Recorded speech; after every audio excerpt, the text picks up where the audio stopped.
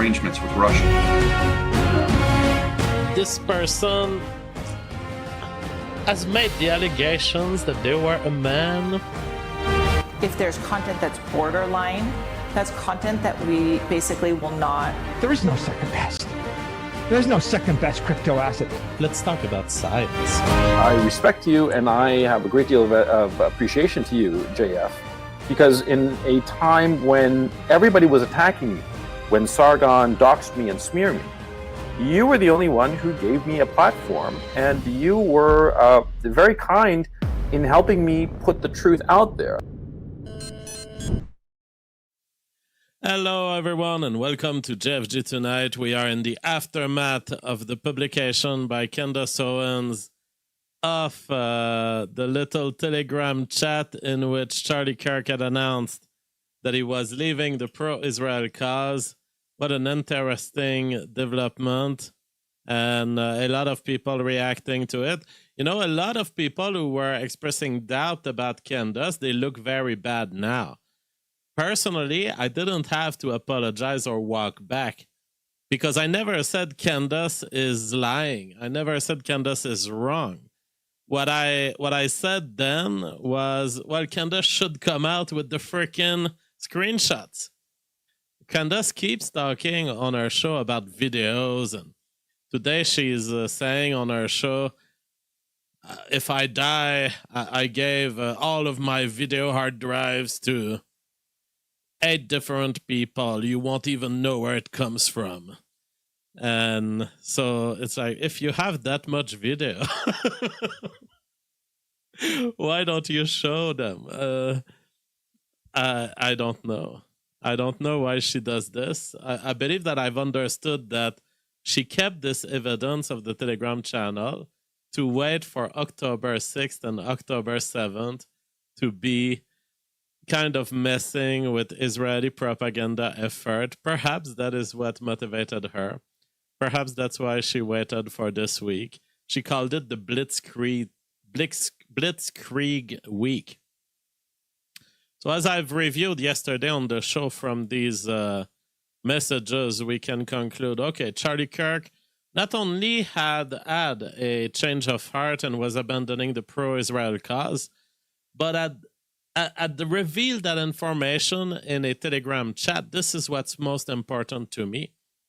The fact that it wasn't just an internal process that he would speak about with his friends.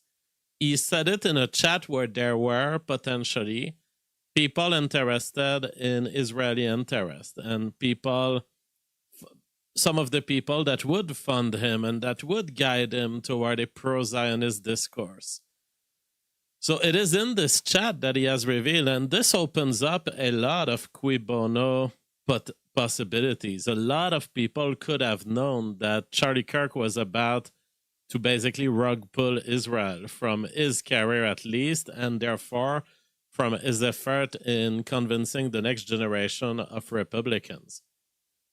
This opens up a whole can of worms, and people are just starting to dig the surface. And Colvette here on the TPUSA official channel, so that they have taken over basically the Charlie Kirk show.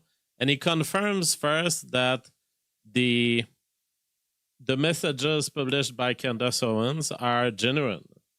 And but it's bizarre that this interaction. It's bizarre, this guy, what he's saying, because he seems like, well, he had those messages. He didn't share them with journalists or the public or with his friends. He shared them with a handful of people that he says, I shared them with people. And among these people would be the government. Let's listen to what he says exactly here. Charlie was loyal to people that he had shared history with, right? He was asked, I think this may be what you were about to say, Blake. He was asked about Candace before in public, and he would always say, listen, we're friends. He would never say an ill word about her. And if people, tried to force him to do that about Tucker or whatever, he would always be defiant because he didn't want to be morally blackmailed. Exactly. Charlie was loyal to people who had ever been friends to him, whether it was very old donors or just people who had worked with Turning Point. Yep. And as long as they were not attacking him, he would not air any dirty laundry or, frankly, any disagreements he had with people. He did disagree with Candace on the Israel issue. He disagreed with Tucker on the Israel issue. Well, he disagreed at some point in time, but based on the telegram, it seems like he may have agreed more than we have been given the chance to observe. It seems that he was having a serious change of heart, and I would have loved to see what Charlie Kirk had to say the month after this Telegram chat, the year after this Telegram chat. We'll never get to know. But do we have here a Charlie Kirk fully revealing what people, fully realizing what people like me have been realizing, which is, oh, okay, there's a whole hidden layer of controllers of the public space. They are agents to fool you. They are agents to misdirect your thoughts and drag your attention here while they do something else here. They're playing for the interest of Israel as it stands in its current government and its current ambitions in the Middle East. And they control politics, they control the media, and they work by threat. And Charlie Kirk had begun realizing that. Issue. But he also recognized Tucker had positions they agreed on. Tucker was a useful voice in the conservative movement on many things, and so he invited him to events, and they were popular events. And so he would react. Sometimes people would just say, yeah, don't invite him, or we're going to, cut off some large donation. And that would make him angry. He would say this, yeah, as you say, this is moral blackmail. And he's this Scottish guy. He's combative. His reaction to that is, the classic, like, screw me, no, screw you, that sort of thing. He had, and it's one of my favorite parts about Charlie is just how defiant and independent he was. Yeah, he was never going to be... He could not be controlled by other people. You could not buy him, he was not bought and paid for. You could not control him with money. It just wasn't the way he was wired. He didn't actually care about money that much. And so what's going on here? What is going on here, you guys can look up what the text say. What is going on is, Charlie, as I mentioned, he loved Israel, he cared about Israel, he cared about the Holy Land, and... Okay. These guys, I don't feel them. I feel that they are above their weight class. I feel that they're out of their depth. Because they're trying to backwardly, they're trying to kind of make excuses. And, oh, no. What you're seeing there here is Scottish defiance. This is a normal behavior. Charlie Kirk was who he was. He had Scottish genetics, very defiant. Fuck me or fuck you. And please understand that he always had respect for the land of Israel. This seems like I'm being put a kind of smoke screen to keep me from understanding what really went on. It seems like I'm being presented kind of a lie. And I don't think these guys, I'm sure they were very close to Charlie, and I'm sure their interest is attached to Charlie, but I think they're out of their depth. They don't understand that you can't just put makeup on this crap. Okay? Charlie had been defiant to Jewish donors 48 hours before dying, and we demand explanations. We will want to know why that happened. But that was just his regular behavior. He was just very, very annoyed by blackmail. He was aware there was a surge of anti-Israel sentiment on the right. Charlie thought seriously about this issue and was trying to chart a path forward for people who were sympathetic to Israel. He was playing the good cop here. He was saying, you guys don't realize how bad it could potentially get. Mm-hmm. You have to change your PR. That's why he writes a letter to Bibi. You are losing the PR war. You need to change how you...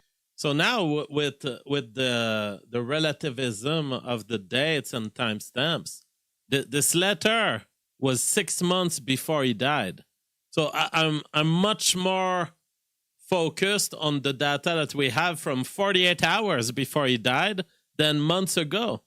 So the letter now makes sense in the timeline as, well, this was when Charlie Kirk used to believe there was a hope. But 48 hours before dying, Charlie Kirk did not believe there was a hope. Charlie Kirk said, leaving me no choice but to abandon the pro-Israel position. That is much more relevant to the mindset of Charlie at the moment of his death than the letter from months ago. You do your PR. You need to change your messaging to the American right. You might need to change what you expect from us, that you're not going to be able to count on just, for example, unlimited military aid from America. That's just not going to be tenable going forward. So maybe it has to be a more passive relationship. Maybe you need to give more support towards America. Some more support towards America in, for example, opposing Islamic migration into America. That's one thing he thought we could ally on. Again, these guys are so out of their depth. The relationship between the U.S. and Israel does not matter in terms of, we give a little aid. The aid is that little. The problem is we have infiltration within the country of people who are acting on behalf of Israel and who don't have to reveal it because Israel is given a special treatment as a foreign entity. And you have basically what Nick Fuentes describes as a fifth column, a kind of ethnic mafia operating within the U.S. and subverting the processes of politics and information sharing of the American people. That is grave. And the question of how many billions and does Egypt aid count as Israel aid, that we can all solve this very quick at the end. But we can solve it as long as we don't even have the tool of free sovereign politics. Ked's Dead on the YouTube chat says, JF, I dislike that people say this proved Nick Fuentes wrong. I disagree. What do you think? Well, Nick Fuentes, see, there's been a little difference between me and Nick Fuentes. There's been a little difference in how we have treated the question of the involvement of Israel in the death of Charlie Kirk. Nick Fuentes went a little too strong to my taste. My position has always been it's very interesting to study the possibility of an Israeli involvement. I want facts. And that's been my position at all times. Nick Fuentes said, unless something comes out, I don't believe Israel is involved in the killing right now. Now, it's a small difference. And yes, David Smith says the difference is JF and Simonette's woman. That is correct. That is true. That is another difference between me and Nick Fuentes. But see, I understand that people would go at Nick Fuentes and be kind of, well, this proves you're wrong. Although they're not correct either. The messages don't prove Nick Fuentes wrong. But I understand that people are triggered by the exact position of Nick Fuentes, which is just a millimeter away from mine. But it makes a lot of difference. What would have been the most open-minded approach for Nick Fuentes would have been to say, I don't believe for now that Israel is involved. I would like to have more facts, and I would like to investigate if they are. Nick Fuentes kind of closed the door very quick, which, I mean, still as of today, he's not proven wrong. He's not proven wrong, but given there's so many circumstantial evidence that say, hey, there's something very weird here happening. It's natural that there's a bunch of the population that want to side with Candace, and they will pour over Nick for having closed the door a little too quick to still a plausible hypothesis. Aim says, I remember seeing a video of Nick streaming with a guy years ago, eating at a restaurant and having the look of love in his eyes. Oh yeah, you're talking about the cat boy moment. I did a lot of jokes around this. Of course, it was at a time where I was more in a conflict with Nick Fuentes. These days, of course, we have forgiven each other and we love each other. Eric is sending a super chat. What are the key evolutionary pressures likely to influence male and female differentiation over the next 10 generations, and how might these pressures vary across human ethnic groups? Over the next 10 generations, and how might these pressures vary across human ethnic groups? So I believe that there is a strong division in modern societies between city life and edge of civilization living. So I believe that's already a big distinction factor, where you have people living the rural lifestyle and they live a different mode of life. Whereas the city people are, they're all addicted to social contagion. You can see it in the way they've handled COVID. Whereas in rural areas, COVID people were, the COVID stuff was taken lightly. In the city, the COVID stuff was fully controlled by, social contagious women who spread beliefs and who want to adhere to the rules of the state and etc. So I believe that one of the big split, the difference between the city and the rural life, will lead to different male and female relationships.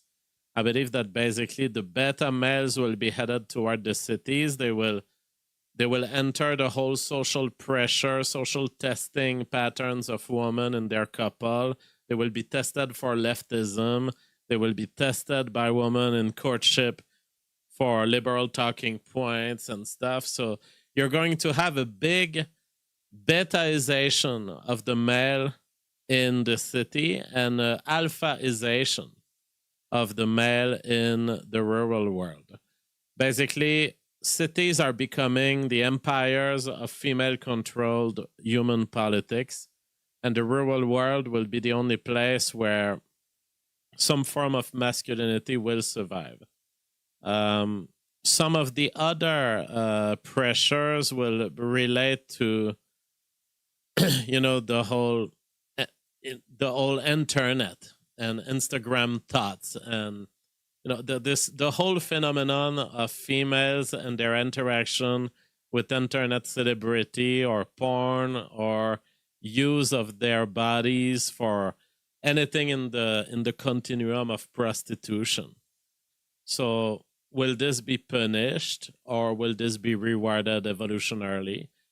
I believe some of it will be punished because I believe it is sterilizing behaviors. It is women losing time instead of building a family doing this kind of crap. So one of the big distinction between over male and females in terms of evolution is the females have been given with the internet a tool for using their sex, which the males haven't quite been given. So males have to engage with the internet in either, like me, an intellectual manner or gaming. But the internet gives something very unique to women. And what they do with it will probably be evolutionarily punitive.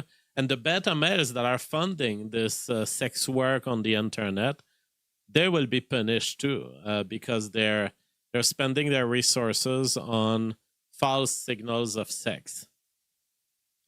Then your question, does it vary across ethnic groups? I do believe it does, because if you're so dependent on the state that you can't acquire property or you don't own your house, like you have in impoverished minority populations, then the rural world isn't really accessible to you.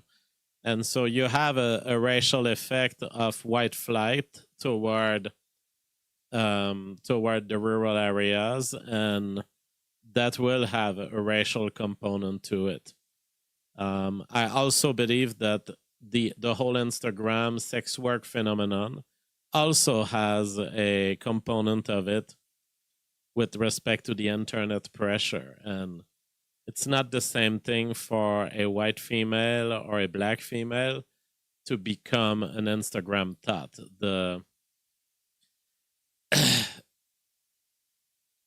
The size of the ass is very different to begin with, and then the extent of the reach and the broadness of the career is also extremely different.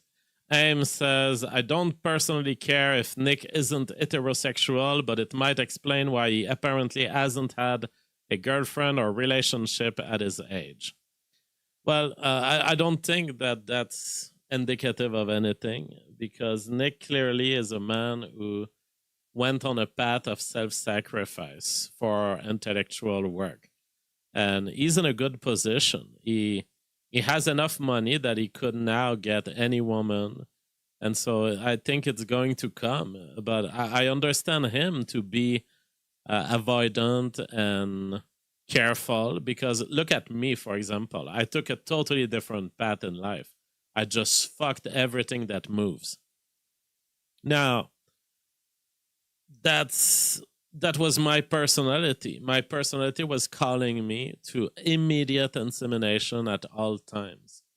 Now, there's a price to pay. I've had very unreliable women. They've betrayed me. They took my kids. They renamed my kids against my will. I've been betrayed severely, and I've paid a huge price in terms of health. My body just being constantly worried about these fucking women. But this is the path I've taken. Now, I would understand that Nick doesn't want to take this path, that he thinks he can be careful enough to have a woman who will not betray him. And if he's right about this, if he actually finds a woman who will remain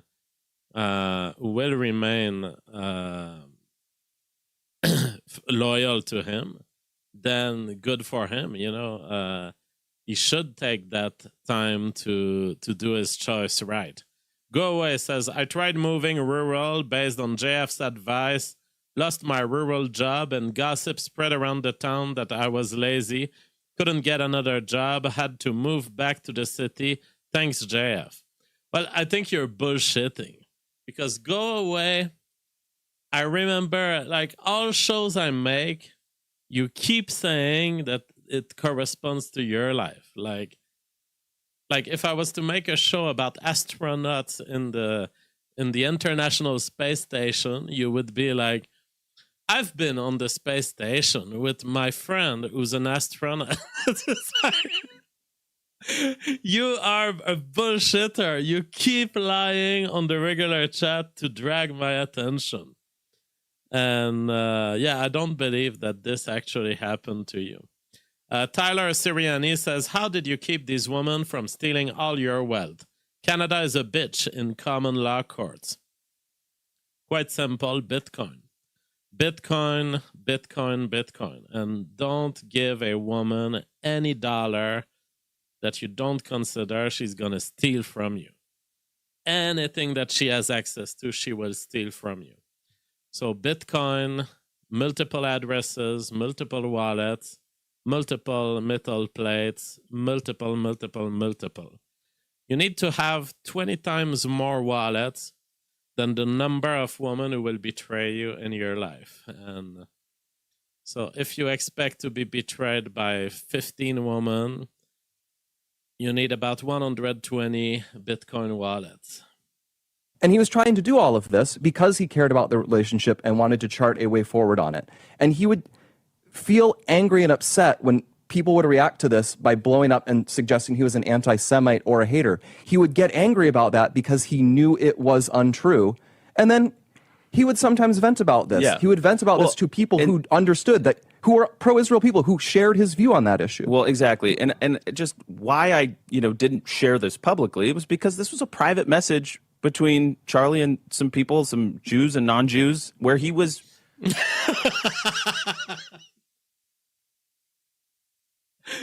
some Jews and non-Jews, frustrated. He was frustrated, and that would have felt like a betrayal to my friend because he never said anything like that publicly in like a show, right? He said things with Megan that were very, like, we just played them. I went on Alex Clark's show and I felt. Now, what I note is he was saying this in a discussion group with pushback. He wasn't saying this to Christians, saying, hey, look, those Jews are harassing me. I'm going to leave their cause.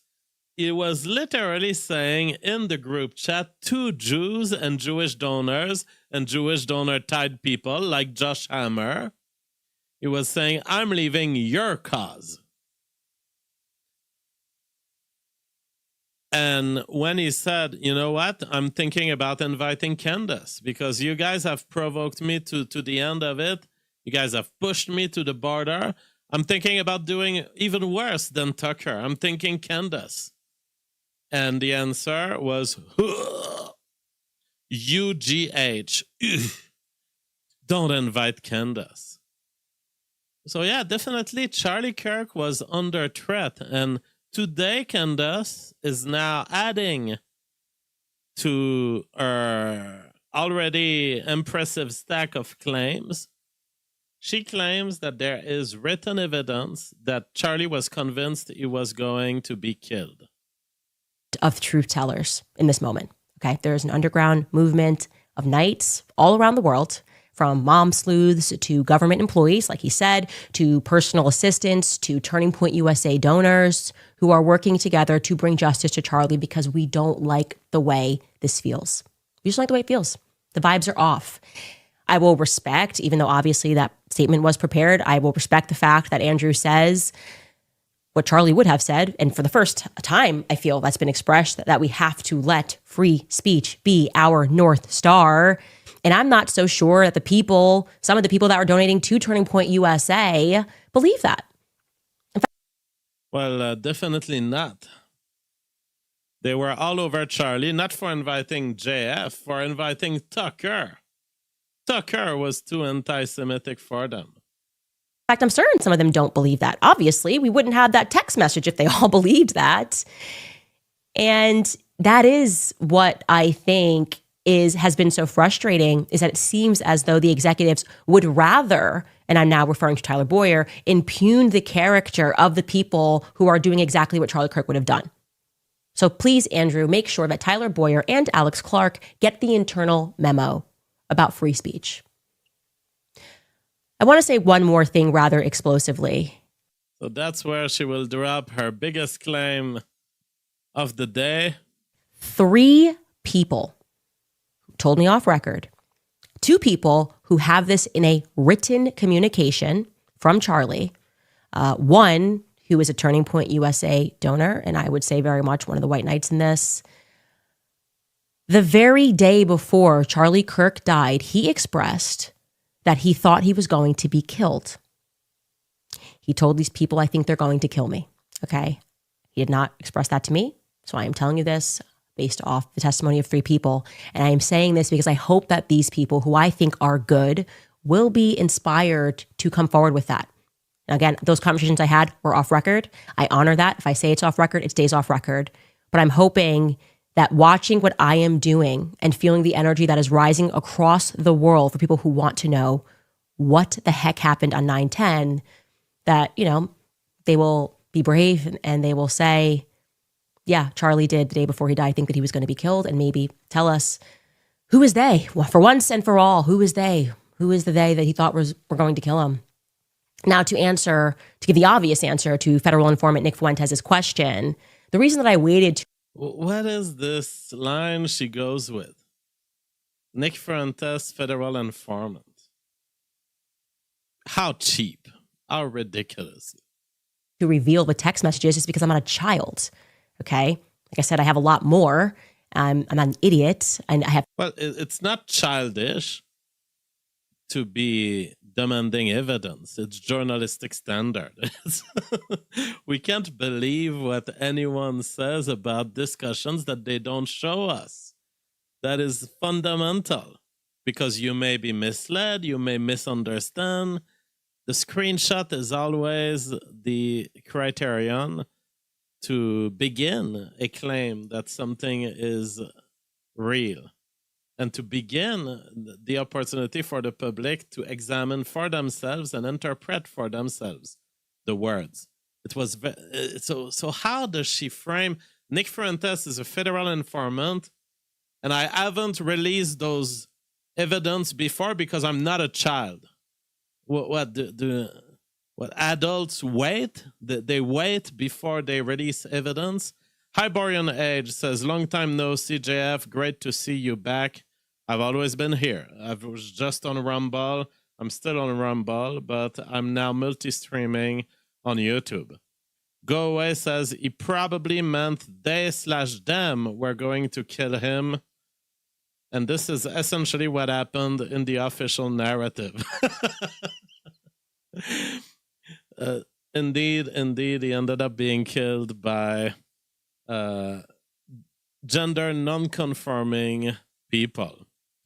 So there's always some good in a Candace Owens show, but it's also populated with such bad practices and decredibilization. It's just alarming that the whole world is hanging on to this unstable psycho bitch.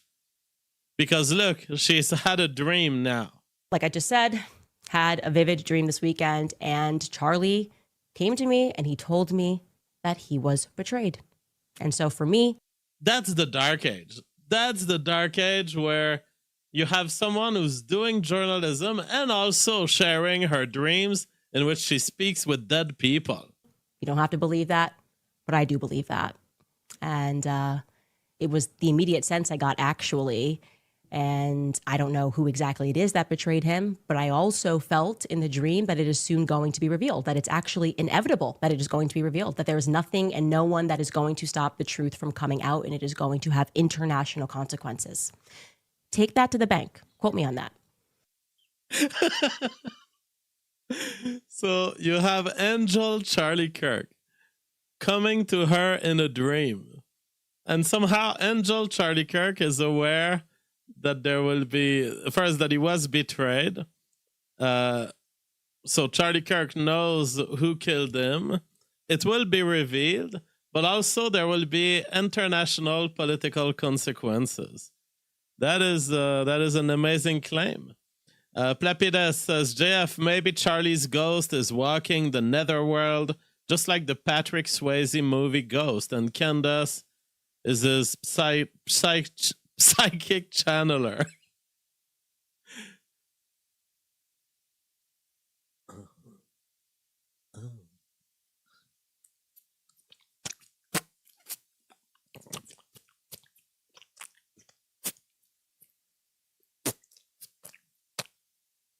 I'm sculpting a pot here, like in the classical ghost scene. Jen X says she constantly speaks of vibes and feelings. The regular chat has no use for such woman. Okay, strong positioning from the regular chat, but yeah, it's worrying. It's worrying to me that the standards have become so low in this race for. I mean, what's happening right now with the internet media is what happened with the American TV media. It just became more and more shitty until the shittiness was kind of a tradition and feature of it, you know? Jerry Springer was kind of evolved the shit. It was shit that was at such a bottom of society that it became interesting. But we are in the same process. We are in a process where we turn to the most sensational claim, and she doesn't even have to provide the written proof for it for people to get excited. That is a very sad thing. But yeah, I would like to have those texts that apparently would indicate Charlie Kirk was afraid and thought that he would be killed. That is very important when you think about it. Even from a police standpoint, the police should be given this. And then there's this bizarre guy in this whole story, Josh Hammer, which is raising massive red flags because he's appearing out there, and Candace is right. You know, he has been appearing, pushing pro-Israeli discourse, and he's been lying.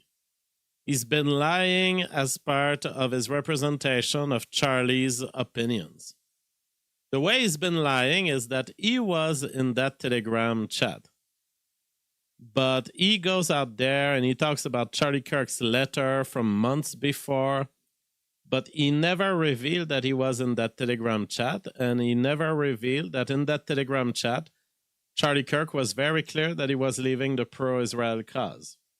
Pruitt sends a link through Super Chat. Thank you for your donation. Now, the Ballad of JF. No, I will listen to this later maybe, but I don't listen to parodic voices or art that is done in my name or about me. I don't listen to that kind of thing. So there's this bizarre guy, Josh Hammer, who dug. So he's had very suspicious behavior on September 9th and September 10th. Not only this, but he's been lying publicly after the death of Charlie about the real state of affair in Charlie's mind regarding Israel. So he was on the Telegram group, so he knew that Charlie had changed his mind. Now, 24 hours after Charlie says on the Telegram group, I'm left with no choice but to leave the pro-Israel cause.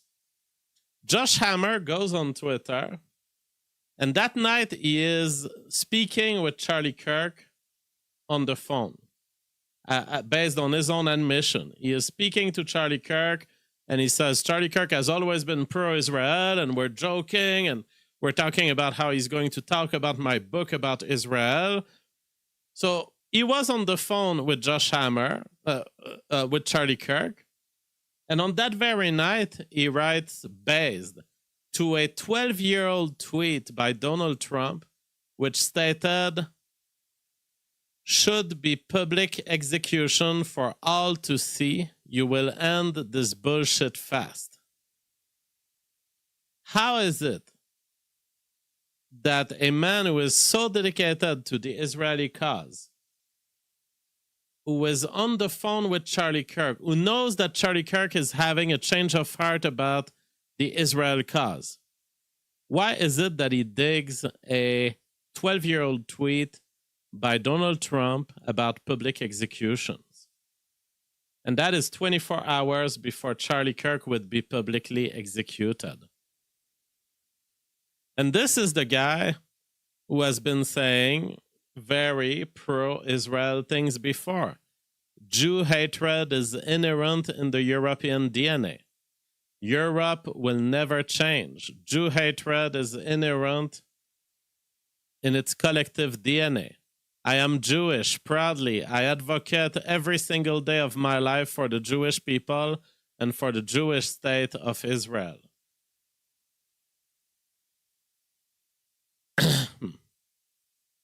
Now, this guy, also on the day of Charlie Kirk being killed, so 24 hours before Charlie Kirk gets killed, he says, based on the idea of having public executions, the moment Charlie Kirk gets killed, that day, he says, public execution.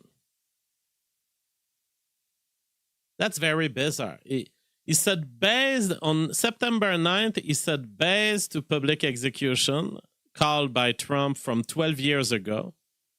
On the day Charlie Kirk gets executed, he says, public execution, reframing the exact wording that Donald Trump had used in his tweet from 12 years ago. Is this Josh Hammer bragging about the fact that he knew it was going to happen? Is this Josh Hammer thinking that it should have happened? Is it him celebrating, oh, based, we're going to have public political execution. Oh, here's the political execution. Here's the public execution I was talking about yesterday. What is going on in Josh Hammer's head, who was in a Telegram? So let's redo the timeline here. on September 8th, he's in a Telegram group in which Charlie Kirk is saying, I'm abandoning the pro-Israel cause. On September 9th, he's on the phone with Charlie Kirk trying to convince him to keep the Israel cause in and please promote my book and we love you. Stay with the Jews, please. And then during this phone conversation or in the hours surrounding it, because he says, I was on the phone with him at night, in the evening, and it's at 6:05 p.m. that he states based. So on September 9th, he's saying based to the idea of public executions. Was it out of frustration from his conversation with Charlie Kirk? Was it in expectation with the conversation of Charlie Kirk? And was the conversation with Josh Hammer exactly what led Charlie Kirk to be convinced that he was about to get killed? Were the threats coming from Josh Hammer? Because if I'm on the phone with a guy and I'm a public personality, one very common thing you can do is refresh their Twitter account. If I was Charlie Kirk on the phone with Josh Hammer and I'm like refreshing his account and I see, oh shit, he's talking to me about how I should stay within the Israeli fold, and he's saying based to a public execution. Is it possible that Josh Hammer and his use of Twitter combined with phone communications with Charlie is one of the factors that led Charlie Kirk to believe he was going to get killed? Interesting possibility. And then September 10th, on the moment where Charlie Kirk gets executed, Josh Hammer tweets public execution, as if he was descriptively announcing, this is what I was talking about yesterday. As if he was saying, I knew that this was going to happen, and this is the exact words I used yesterday, public execution. Now, you can have an explanation in which Josh Hammer on September 9th wasn't even bringing up the idea of public execution for Charlie Kirk. He was bringing it for Irina. And he was just doing a tweet like this, a pro-Irina tweet, suddenly calling for public execution. And the next day, when he used the word public execution, it was only in a mindset of calling for the public execution of whoever killed Charlie.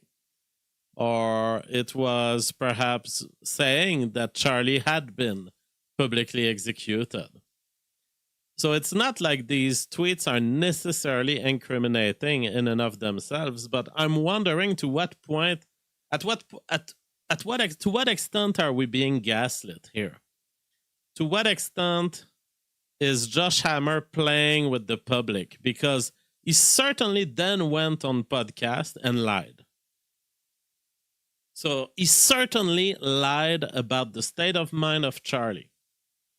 Because he was on podcast saying constantly from 2 days after his death to today, he was out there contradicting the story of Candace Owens and saying, to my knowledge, Charlie Kirk has always been a friend of Israel. In fact, I talked to him the night before. We were still joking around about my book. But he hid the fact that he had access to the Charlie Kirk text on Telegram. And so if he is capable of lying, is he also capable of gaslighting and of playing a game here with the public, saying, kind of leaving a trace that he knew this was going to happen? And that may mean that it would happen under his order, but it could also just mean that he knew it would happen because he's well connected within a set of interests that wanted Charlie Kirk dead. John Drake says, how could any agent, government or otherwise, set up a fall guy in a couple of days and pull this off? Is straight up mind control possible? How else to explain this How else to explain this besides wild coincidence? Well, Tyler Robinson, there's no evidence that he has been preparing for any long amount of time. In fact, asked by Lance Twiggs, for how long have you prepared this? He answered approximately a week. Now, are we therefore to reject the idea that those messages matter because Tyler Robinson would have been in preparation for a week? I will say words of caution on this line of thinking. Sometimes I feel that 2-3 days feel like a week. So especially if I work on something very hard, I could work on it for 2 or 3 days. And if you were to ask me, when did you start working on this? I might answer 1 week, but the reality might be 2 days or 3 days. So keep in mind, people don't necessarily have, especially on stress, they don't necessarily have a clear recollection of times. And the fact that Tyler Robinson said, I've been planning this for about a week, could very well mean that he was doing it for about 48 hours. And in addition, you cannot exclude the possibility that Tyler Robinson could have been approached a week ago without certainty of moving on with a killing plan, and then that certainty may have been confirmed 48 hours or 24 hours before the events actually happened. So it's not necessary. There's no contradiction in the timelines necessarily if you take into account these two possibilities. Cat Lady, the genocide, says it's not a difficult shot, so any prep is him likely scouting the location and things like that. Wahed Rex says all the loose ends tied in a bow. Military can train a marksman in 3 weeks. Well, I don't think Tyler Robinson needed to be trained on the marksman aspect. If he needed any sort of involvement, it was merely the signal that he had to do it, or that he would get paid something to do it, something like that.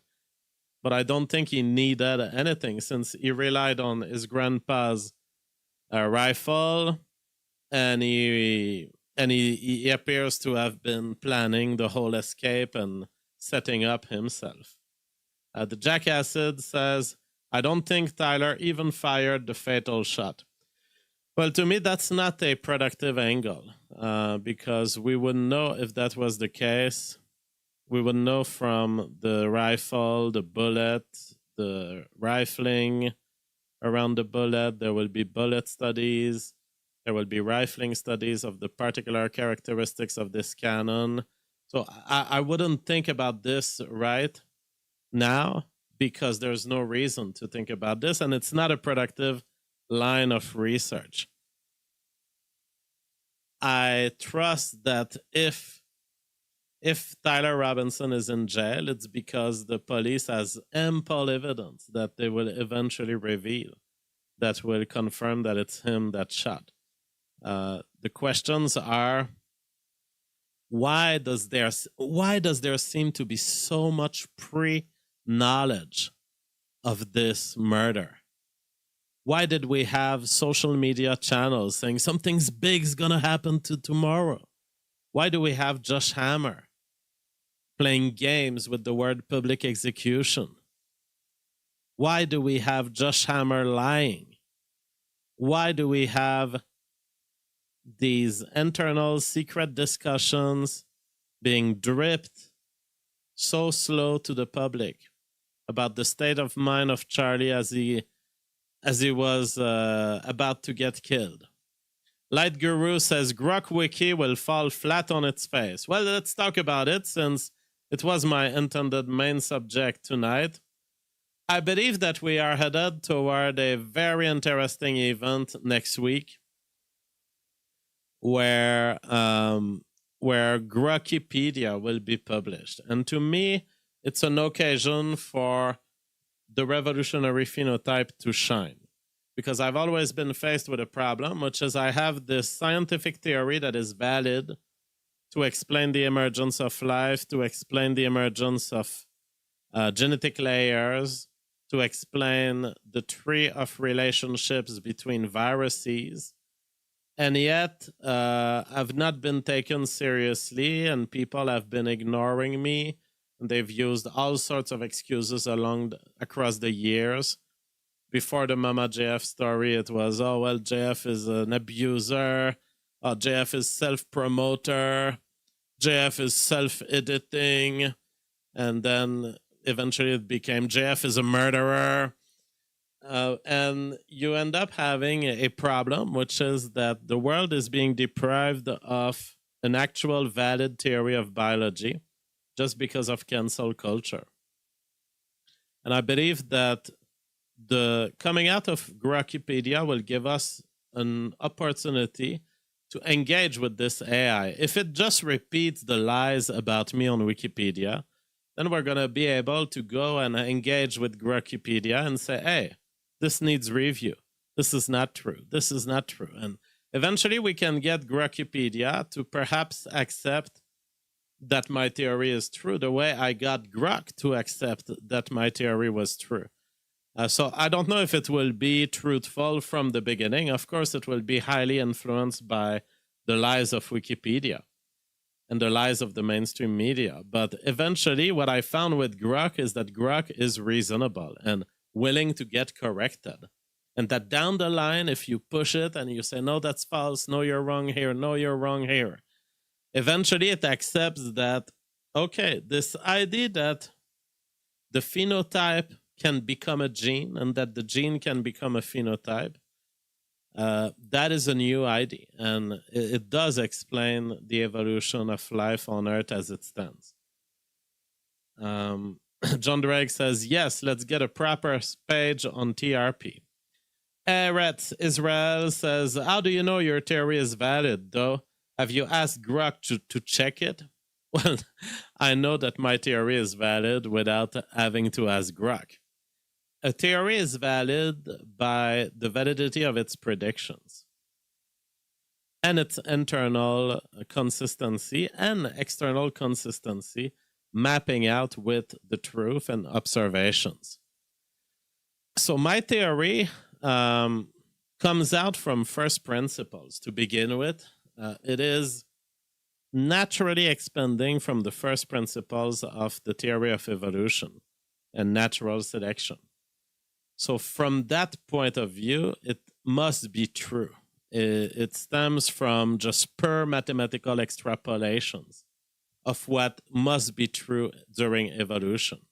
Now, if you make it collide with empiricism and then you ask, well, did that happen on planet Earth? Because it's one thing to come up with an internally consistent theory that is true internally, and then it's another thing to test it with the world. Well, the prediction of the theory of phenotypic revolutions is that layers of genetic code will be retained after a phenotypic revolution. And what do we see in our life forms? The layers have been retained. And in fact, all of the features, not just the layers, but the RNA viruses, for example, have been retained. So the past life form that gave birth to our life form have been retained. They still exist independently. The transfer of RNA to DNA information still exists independently in the form of the retro-transcribed viruses. So you have all of the pieces that are indicative that my theory is true, that we had to go through a phase where proteins dominated, and then RNA dominated, and then DNA dominated, with exchanges of information between the three layers. That the dogma of biology had to be reversed. And the ultimate proof of my theory is the fact that there are genetic layers in our life form.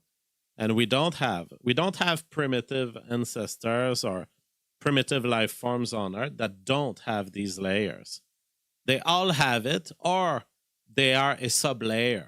They all have it, or they are the layer below. See, there's no DNA-based life that doesn't use proteins. There's no DNA-based life that doesn't use RNA. If you had these possibilities, then everything would be on the table in terms of how we got there. But you don't have these possibilities because there was an order to the process. The order is the sequence of phenotypic revolutions that happened from proteins to DNA. Tyler Siriani says, do you know the average rate of mutations?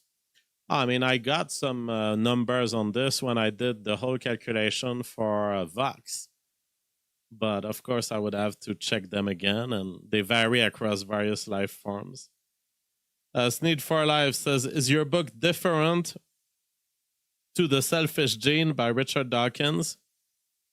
Well, my book is the completion of The Selfish Gene. I said it's like a unauthorized sequel. I say in that book, I say it, Richard Dawkins and The Selfish Gene demonstrates 99.9% of what happens in life. It's valid for 99.999% of the events in any life form. The theory of phenotypic revolution is about the 0.001% remaining.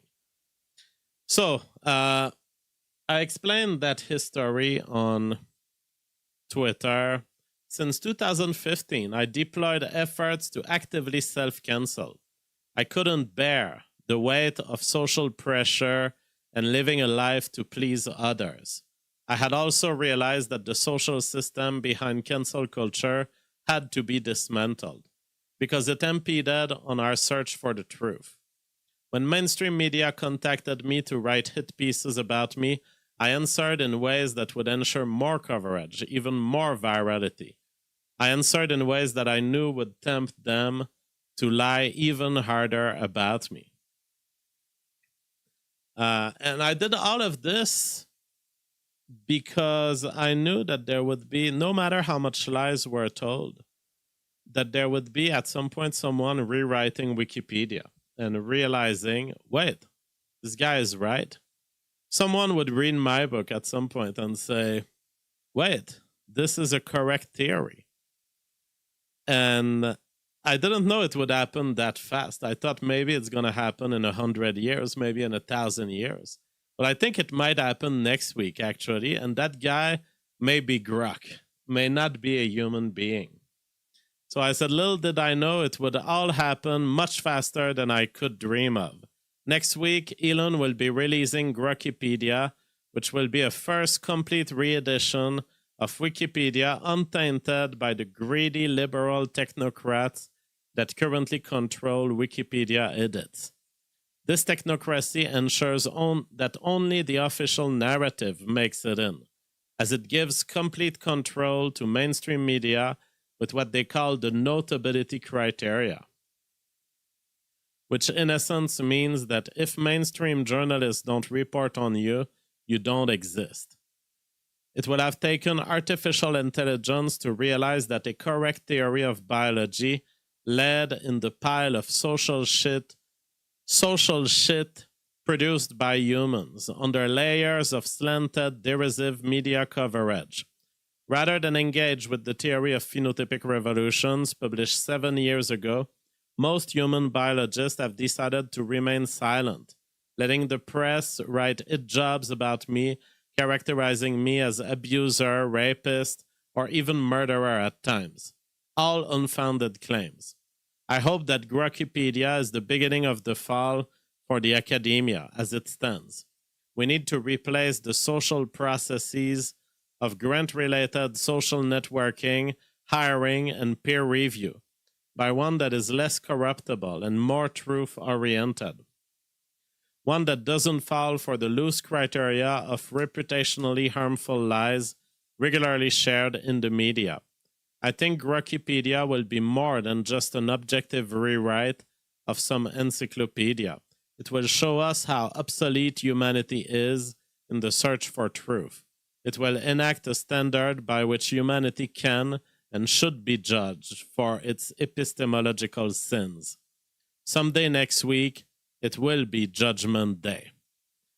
I believe that we may be headed toward being shown the way by Grokipedia, and Grokipedia eventually becoming strong enough in the search for truth that no one would think of going anywhere else than asking it about the truth. And I think it's going to give us a lesson in the search for truth that the Wikipedia bureaucrats have been unable to learn. They've been unable to develop a genuine truth-seeking method. And instead, they had to trust the journalists and trust the COVID experts. And they got absolutely fooled on so much by people who want to buy the truth, because that's what journalism is. The mainstream media and all, it's all a bunch of billionaires trying to buy what the truth is. And Wikipedia, by saying we're just going to trust these guys and people like JF don't exist, they've missed on so much. And they've missed on a theory here that actually predicts the end of the world and the end of human civilization. They missed on one of the greatest danger that's hanging over our heads. We are about to engage in genetic modification. I've been banned for saying it because somehow the YouTube algorithm detected this as some offense to the RNA science of COVID at the time. I've been censored. I've had my videos stricken. And yet it is true. We are being under genetic... did we lose audio? No, I think you should have the audio. We are under a genetic attack, and it starts with vaccines. It starts with, there's this little special disease that we can cure if you can just play with your genes. And eventually down the line, we are engaged in self-farming.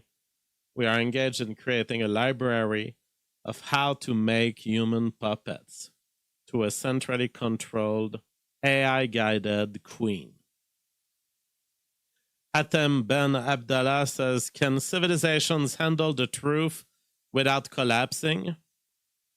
It's a good question. The truth may be too hard for certain civilizations, especially when you have civilizations that have dogmas. And for example, the big dogma of liberal civilization is anyone can become anything. It's all inside of you. You can be an astronaut. You can be a nuclear physicist. Anyone has a chance to become anything. And the reality is, no, that's not how it works. It's not how it works physiologically, biologically, economically. There's all sorts of scales that make it so that most people can't be astronauts. Guy Slapkins says, Jeff, why didn't bacteria get displaced by sexual single-cell organisms if sex gives such an evolutionary advantage? Well, I don't know if we must frame the ultimate advantage of sex as being an evolutionary advantage. What I've said very often is, and this is from, there are scientific articles. It's kind of a mainstream view in biology that what sex does is it speeds up evolution. Now, notice something. Speeding up evolution does not necessarily constitute an advantage if you have no destination. See, that's the key. So the bacteria, the reason bacteria didn't need sex is probably that at their degree of complexity, they're pretty much optimized machines by any criteria that may matter to life. Bacteria probably wouldn't gain much from a bigger genome. They probably have figured out their machinery that makes them optimal at their size, at their ecological niche. Now, there are things that sex will be needed for.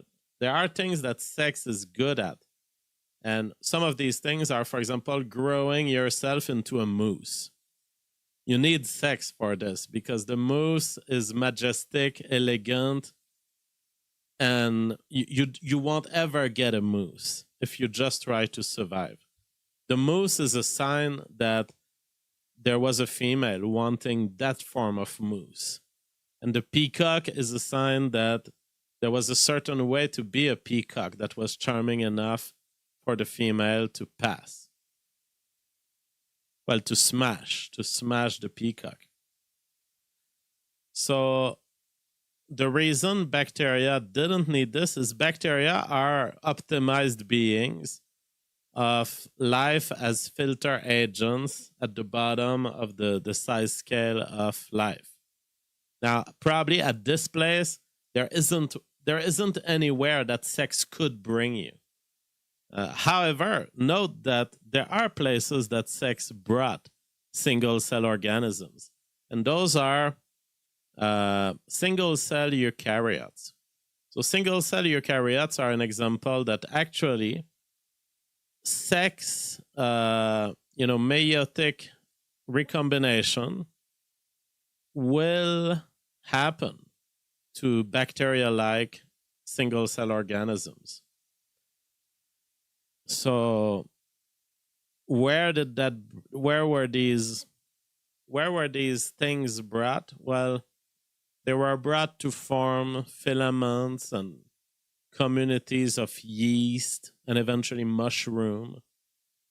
They were formed to bring, for example, the mushroom world is filled with bizarre lifestyles of being in a haploid state at certain times of life and a diploid state at other times of life. So you can have a haploid spread under the forest. It's never going to lead to a mushroom, but it's haploids. It's the cells that would be sperm and eggs, but instead they form a kind of mycelium and they colonize the forest as sperm and egg, making copies of themselves as sperm and egg. And then eventually they give birth to a mushroom and they make this mushroom be part of the diploid cycle. So the cells of the mushroom are now living in a diploid way, in the way that the cells in your body function. So not in a sperm and egg way, but in a more like skin cell, muscle cell type of way. So all of this to say, sex starts to matter at higher levels of complexity, higher levels of organization. The reason bacteria didn't need sex is probably precisely because of this. They had already achieved the optimality in their niche, and sex couldn't bring them further. But sex did bring them further when it became radical changes of niche, and when it didn't become, I'm just a little single-cell organism filtering the water, taking what I can get. I'm now a moose, I'm now a mushroom, I'm now a filament of whatever plant or plant-like microscopic organism. Sex mattered then. AIM says, bacteria can exchange genetic information with one another through a sex pilus. Yes, but that is non-meiotic transfer, and it's fundamentally different. When I say sex, I talk about specifically meiosis, which is not only the exchange of genes, because viruses will exchange genes too. Viruses, plasmids, free circulation of DNA within bacteria populations. The transfer isn't what sex is. All of these mechanisms that I just listed, they're all transfers. But sex is the fair splitting of a diploid genome into haploid cells for the recombination into a diploid genome cell. And that fair split between the male and the female, between the sperm and the egg, that is sex.